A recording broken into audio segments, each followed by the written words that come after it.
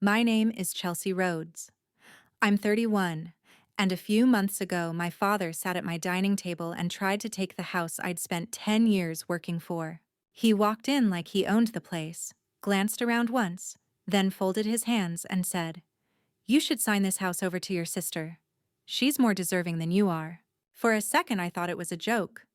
I laughed, asked what he was talking about, but he just stared at me like I was being difficult on purpose. In his mind, I was young, single, flexible, and my three-bedroom place was wasted on me. My sister, meanwhile, apparently needed stability and a home to build her future in. I said no, not maybe, not we'll talk about it, just no. That's when his tone changed. He leaned back, narrowed his eyes, and said, very calm, "If you're going to be selfish about this, don't expect to see your name in my will." Most people would panic at that. I didn't. I got up, walked to my bedroom, and came back with a folder I'd been building for weeks. I sat down, slid it across the table, and said, "Before you rewrite anything, you should read what your more deserving daughter has been doing with your name." He opened it, skimmed the first page, then the second. His face drained. By the time he hit the third page, his chair scraped back, and he went down hard. If wild but true family drama is your thing, tap subscribe, drop a like, and stay while I tell you how we ended up there.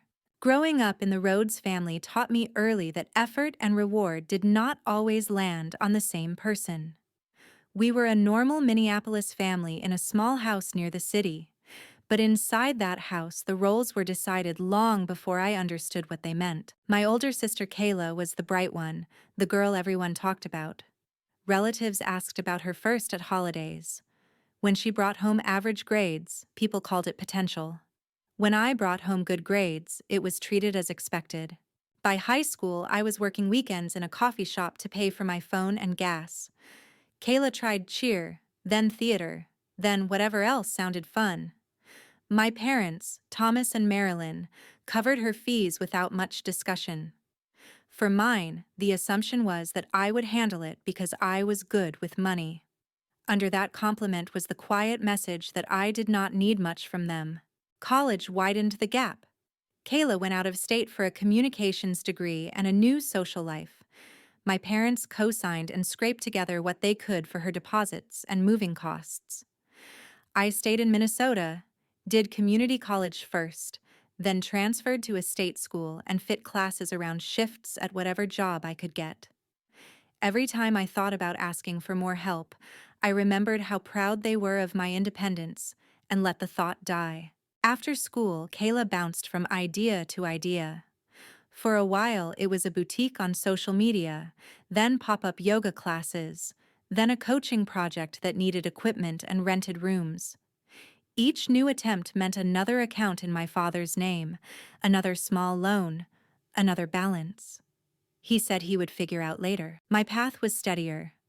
I took an office job downtown, rode the bus through Minnesota winters, and shared a noisy apartment with roommates. I paid off one small student loan, then another, and watched my credit score crawl upward, while my savings moved from embarrassing to fragile, to something that resembled a down payment. In my late 20s, the idea of owning a place stopped being a daydream and turned into a plan. I tracked every dollar and skipped things other people my age treated as normal. While Kayla posted photos from weekend retreats that did not match her income, I sat at a wobbly kitchen table with a spreadsheet and cheap takeout, forcing the numbers to make sense. I spent months touring listings on icy sidewalks. Many houses needed more work than my budget could handle. Others disappeared after all-cash offers. Then I walked into a modest three-bedroom place near a small lake. The walls needed paint, the kitchen was dated, the carpet was ugly, but for the first time I could picture my own furniture in a space that was not borrowed. Getting the mortgage felt like climbing stairs in the dark. Pre-approval, inspections, signing a stack of papers until my hand cramped.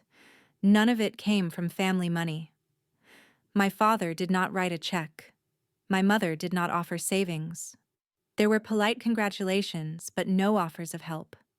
I told myself that was what I wanted, that if I did it alone, no one could ever claim it as theirs. When I finally moved in, I carried the last box up the steps and stood in the empty living room, listening to the heater hum against the Minneapolis cold. It was the first place in my life that had my name on every document, the first thing I had ever owned that felt completely safe. Back then, I believed that would be enough to keep it mine. A few weeks after I moved in, the house began to feel solid under my feet. I had a commute, a favorite mug, a quiet routine. Every bill arrived with my name on it, and each payment felt like proof that I had finally built something of my own instead of renting my life month to month.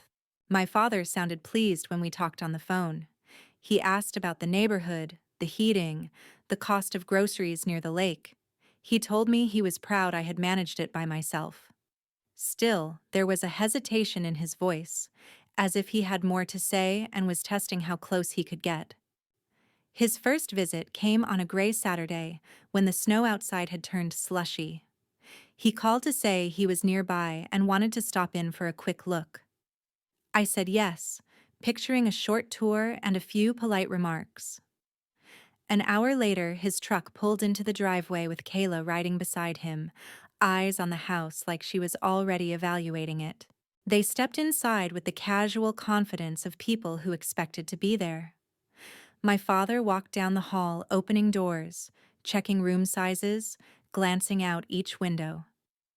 Kayla followed, pausing in the main bedroom to take in the closet and the light. I trailed behind, aware of how easily they moved through rooms I had spent years working toward. We settled at the small dining table because it was the only spot where 3 chairs fit. My father sat facing the room. Kayla set her phone down and leaned back, comfortable in a place that did not cost her anything. I folded my hands in front of me and waited, knowing he had not driven across town just to make small talk. He began with soft questions. Was it a lot to manage the house alone? Did it feel too big? Had I thought about where I really wanted to end up? On their own, the questions sounded caring. Strung together, they suggested that the life I was building in this house did not quite make sense to him. Then he shifted from questions to a story.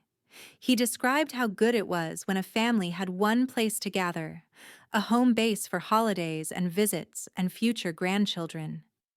In the picture he painted, the house by the lake held birthday dinners and sleepovers. I could hear my sister's laugh in that scene more clearly than my own. While he talked, my mind went to the things he skipped over. The years of tight budgets and second jobs. The weekends I stayed in so I could send a little more to savings.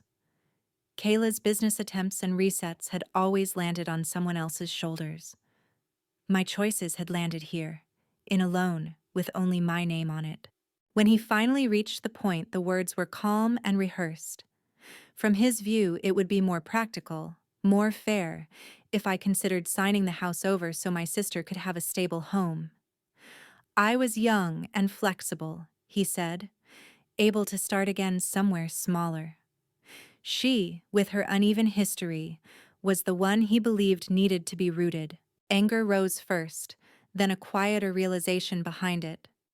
In his thinking, I was not a daughter who had earned a home. I was a convenient way to give the right child what she could not secure for herself.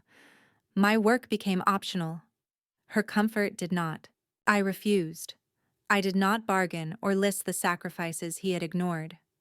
I told him I was not giving up the house, and I let the silence after that answer stretch as far as it needed to. His expression shifted into the look I knew from childhood, the one that meant he felt challenged rather than convinced. He reminded me that parents thought about fairness when they planned what to leave behind. He did not have to say the word inheritance for the threat to be clear. If I would not comply now, I should not expect much later. I walked them to the door with my jaw tight and my heartbeat loud in my ears. When the lock clicked behind them, the house looked exactly the same, but it no longer felt as safe. I understood now that in my father's mind, the deed with my name on it was not a boundary. It was a piece he still intended to move. The next sign that things were not over came dressed up as routine admin. During a slow stretch at work, an email from the neighborhood association slid into my inbox, asking me to confirm my contact information and ownership details. Halfway through the message, a single sentence did not. They mentioned a recent request to review my ownership record for the house. No reason, no name attached, just the suggestion that my deed needed another set of eyes. Nothing in my life had changed since closing. I had not touched the mortgage or added anyone to the title.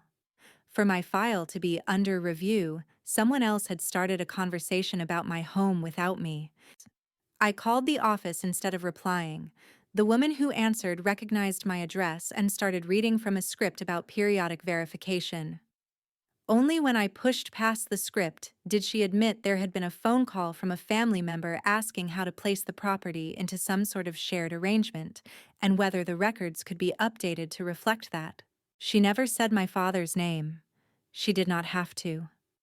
There was only one person who would try to wrap control in words like shared and family while talking to a stranger about my house. When I hung up, the office around me blurred. My father had listened to me say no in my own dining room and then moved on to see what he could adjust behind my back. The boundary I thought I had set had become, in his mind, a logistical problem. For a few days, I went through the motions, answering emails and sitting in meetings while every reminder of my address felt like a tug on a loose thread.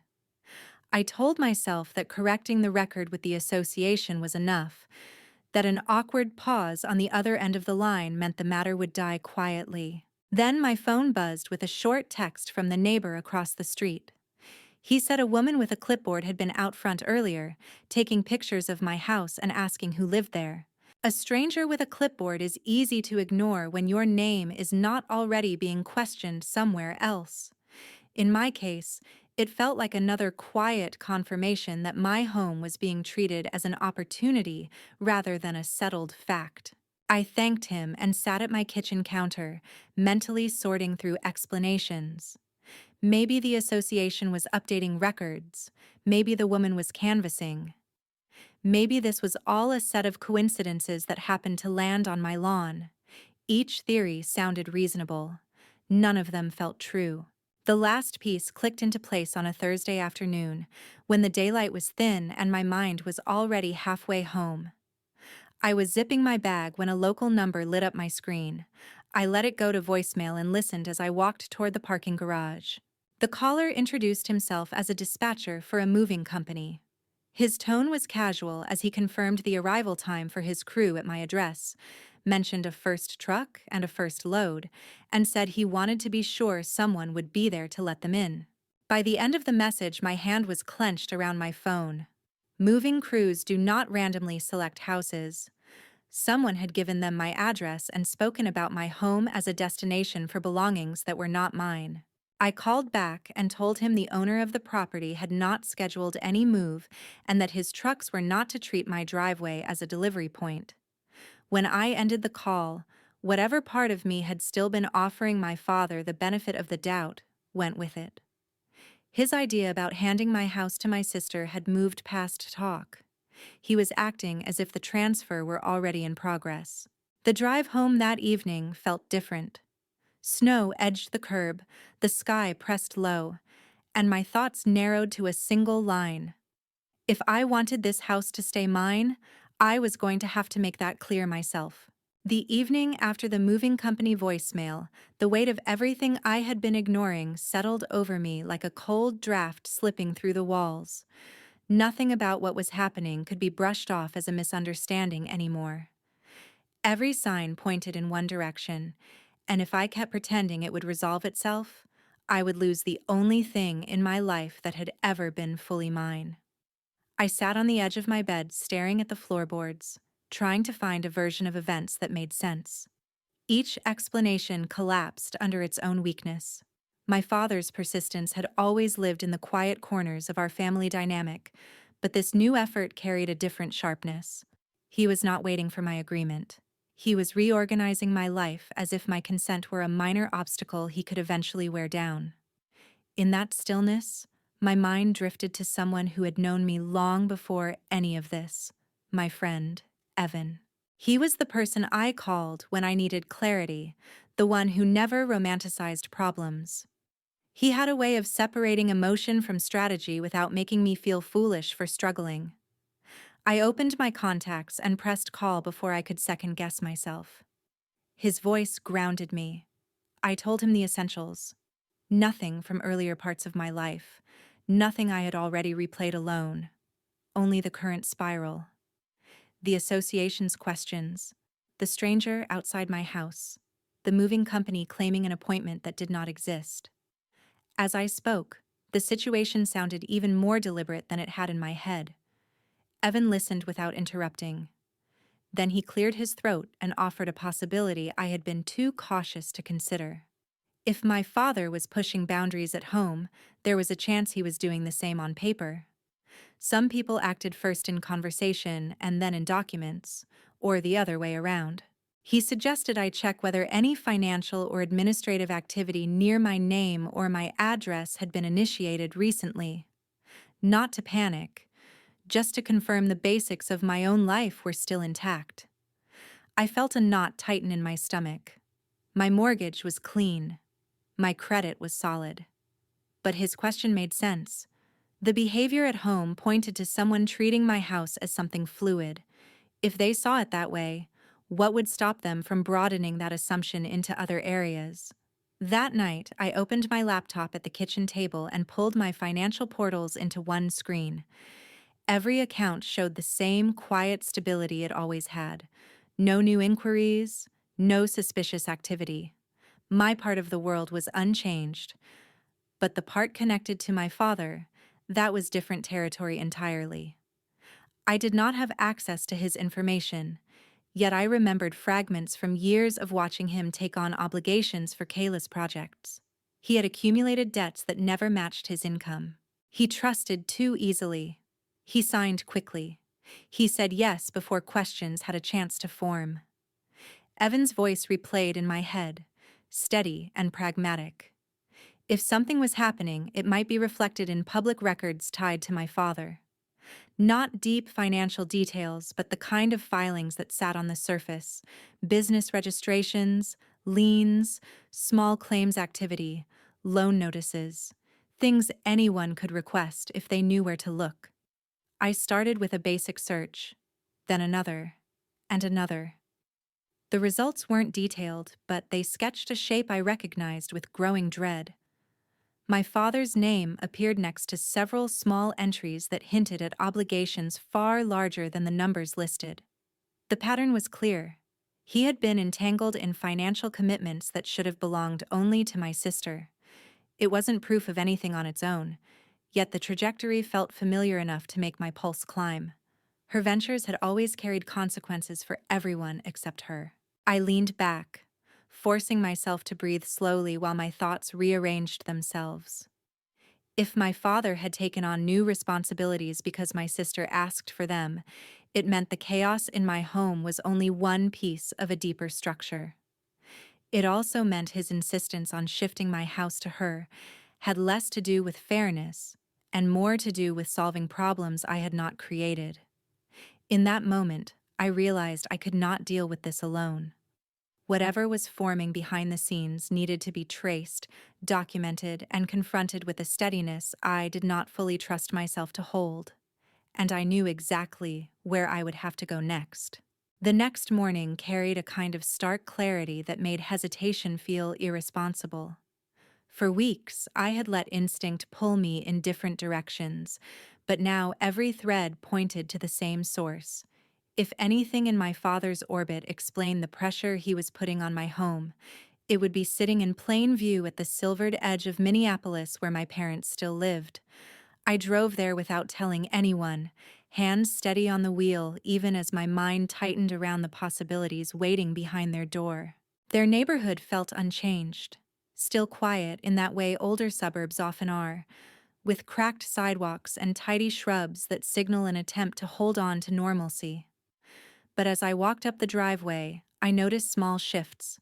The gutters sagged a little. Paint had begun to peel along the trim. These were details my father once took pride in maintaining, and their neglect unsettled me more than I wanted to admit. Signs like these didn't appear overnight. They grew alongside stresses people avoided naming. Inside the house, the air felt still, like rooms paused mid-breath. I moved through the space with the caution of someone stepping into a story not meant for them. Papers gathered in stacks on the dining table, old envelopes, opened letters, clipped notices. I recognized my father's handwriting scrawled along margins where he'd tried to make sense of numbers that did not favor him. The math stretched across the page in a way that suggested a person hunting for relief inside a problem that only widened. I sifted slowly, careful not to disturb more than necessary. Each document revealed its own hint. Small debts bundled together, past due reminders that carried a polite weight. Payment plans that leaned heavily toward minimums instead of progress. None of it proved anything on its own, but together the pages read like a quiet confession of someone who had been slipping long before he asked me to give away my home. Then I found the papers tied to Kayla. Her name appeared on several notices linked to ventures I didn't recognize. They weren't dramatic failures or large obligations, but clusters of small commitments with fees attached. Renewals, equipment rentals, promotional services, things that should have been managed by her. Instead, every form carried my father's signature, looping with the same optimism he used to give her praise. Whatever she had started recently, it had required assistance he could not afford, and he had given it anyway. A tightness spread across my chest as I continued reading. I wasn't shocked that Kayla had asked for help. She always found ways to anchor herself to my parents' resources. What hit harder was the familiar pattern, her decisions expanding in every direction while someone else absorbed the consequences. Only this time, the consequences had grown sharper. My father had reached a limit he refused to acknowledge, and instead of reassessing the situation, he had turned toward the one person in the family who wouldn't ask him for anything. The house I bought alone had become the solution he believed he could redirect. At the bottom of the stack, I found something worse. A pre-approval letter for a personal loan with my father's name typed across the top. The amount wasn't enormous, but it was significant enough to suggest he had been looking for ways to fill gaps created by choices he didn't know how to manage. The letter had been printed 2 weeks earlier.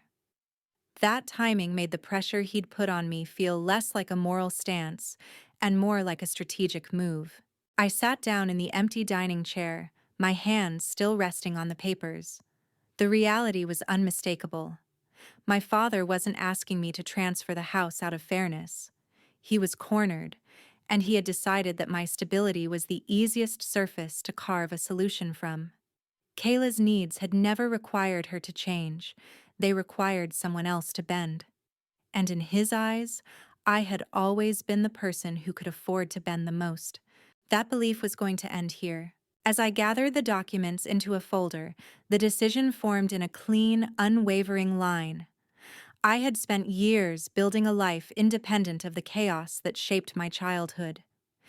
If they were pulling me into it again, I needed to be armed with more than instinct.